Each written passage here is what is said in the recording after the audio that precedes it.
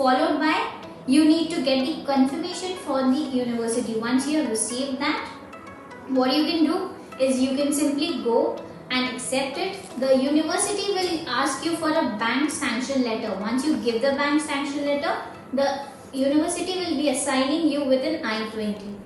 Hey happy souls, this is Shatrupa and welcome to the first video of What's Next. I hope this video is going to be really helpful to you and you're going to really enjoy it.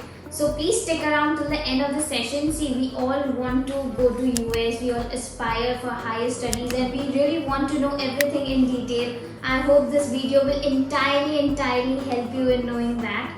So before we begin with the video, please like this video if you like it, share with as many people as you can because I really want to help others, and please subscribe to my channel. This would be a great help for me and it really costs nothing, right? So let's get started with it. So there are majorly 3 exams that happen globally and all across the world.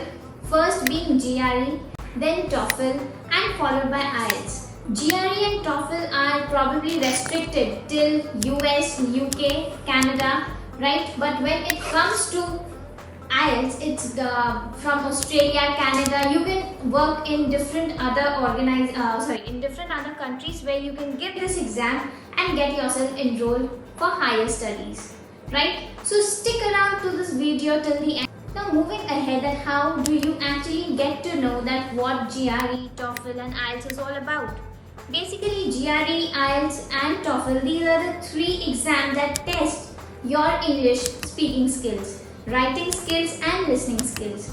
GRE has an added thing that is called the aptitude. So there is verb aptitude, including your verbal testing, as well as it consists your listening skills and writing skills. So GRE is a general examination while TOEFL tests your English as a foreign language.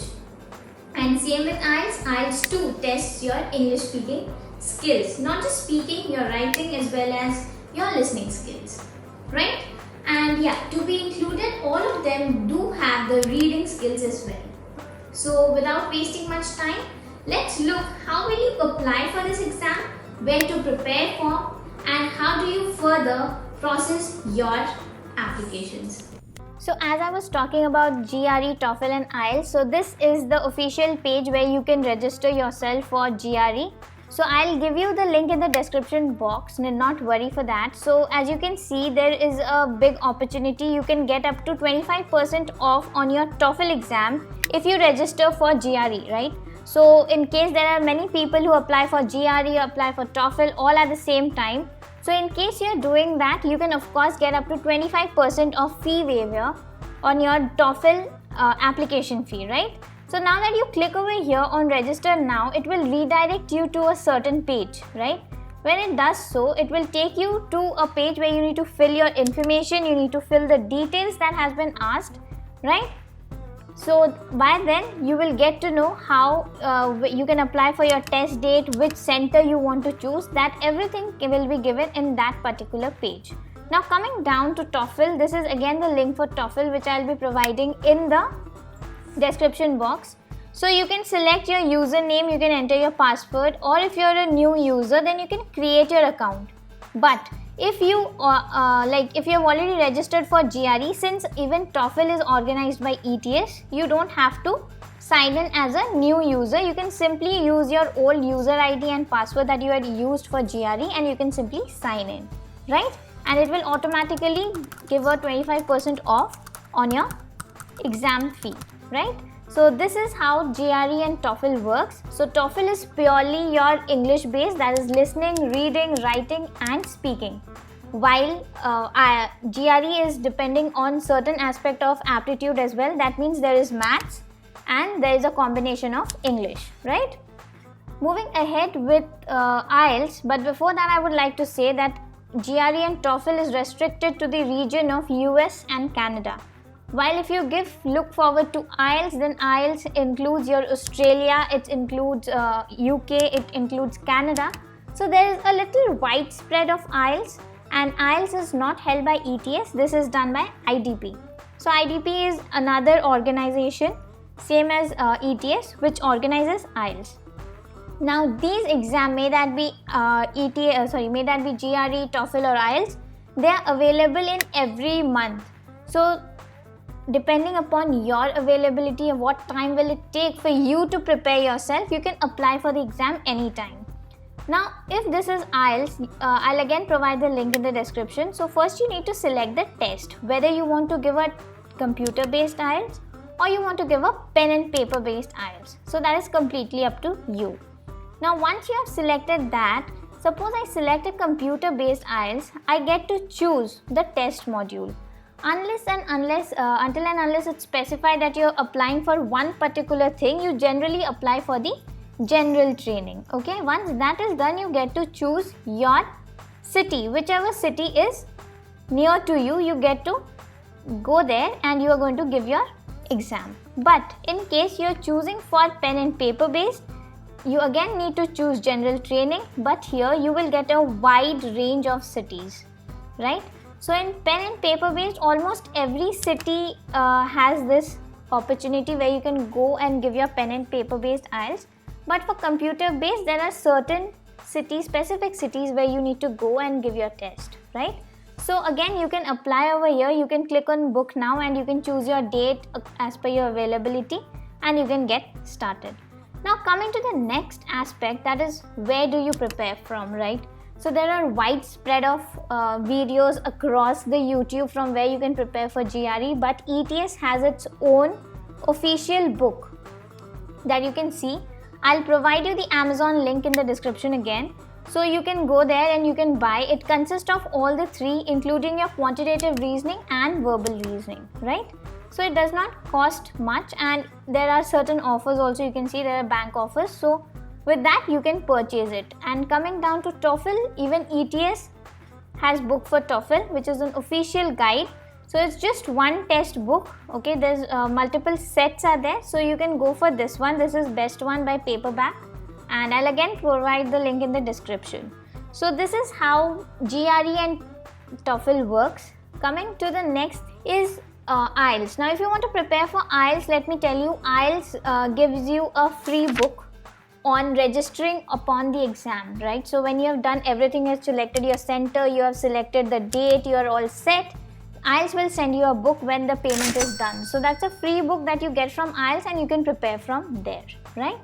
So this is all about applying, getting done with the test, and once your results are out, you can apply to all the universities that you want to, but these universities must take your score into consideration. Suppose my TOEFL score is 88 out of 120. I should not be applying for universities that have TOEFL score requirement as 99. So that is the minimum score that they give. So make sure that you always apply into universities who will consider your scores. And for that, you need to of course shortlist the universities that will be considering your scores, right? And how will you apply? It's very simple. You simply have to select any university. Suppose I'm trying to work on University of Virginia, right? So I simply write down their grad.apply at University of Virginia. I'll be redirected to this page and I can of course look down, I can search below and I can get myself enrolled, I can apply.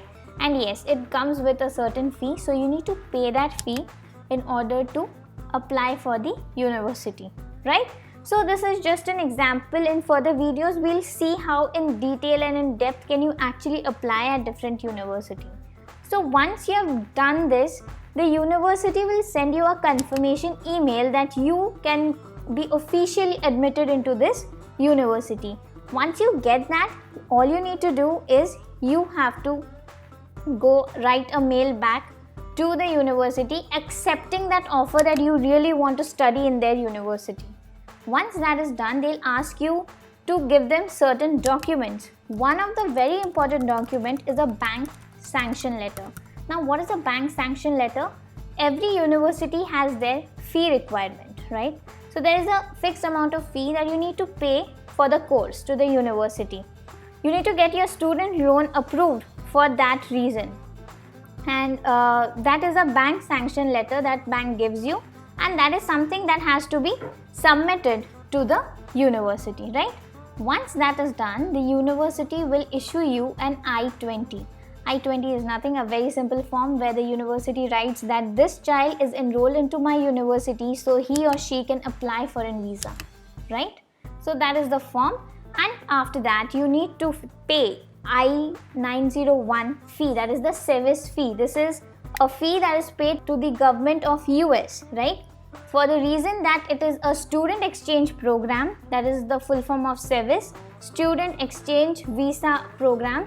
So thereby you need to pay this fee to the US government, right? And once you have paid this fee to the US government, that is I-901 fee, you will be able to fill a DS-160 form. So DS-160 form is completely free. So here you can choose your location, like I have selected here India, Kolkata, and then you can write any code. There will be a captcha that will be displayed over here, so you can fill in over here, and then you get an option to start your application. And once you start with this application, it asks you for certain details that why are you applying for a DS-160 form, what is this visa all about. So basically this form is a non-immigrant visa form. Only when you apply for this form, that's when you get an appointment at the visa center for US, right? So once your DS-160 is done, you can apply here. I'll share the link again in the description box. You can schedule your appointment to as per your availability and the dates that are available in a given location, right? So I think I've given you an ample of information, and this will burden up. So before we wrap up with the entire video, we're going to do a quick review on what we have discussed. So we have discussed a lot of information, and so I'll tell you the steps. First, you need to apply in GRE, TOEFL or IELTS, whatever exam that you want to give, on the links I've already mentioned in the description. Followed by, you need to apply into the universities by shortlisting the universities that accepts your score that you have scored in the respective exams.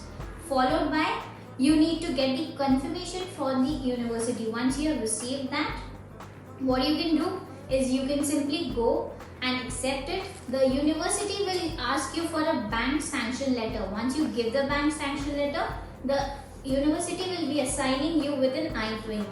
After which, you can of course go and apply for your service fee. You need to pay the service fee. Followed by, you need to apply for the DS-160 form, and finally you can schedule an appointment for your visa. It's few easy steps. I know it is going to take time, but nothing comes easy until worked hard on, right? So I hope you have enjoyed this video. It was quite informative and helpful. I'll see you next time in another video. Please like the video if you like it. Share it with lots of friends that need them, because I really think people don't have a clarity on how to apply and what the steps are. I'll see you in the next video with something new. Until then, bye bye, take care, and yes, don't forget to subscribe button. Thank you.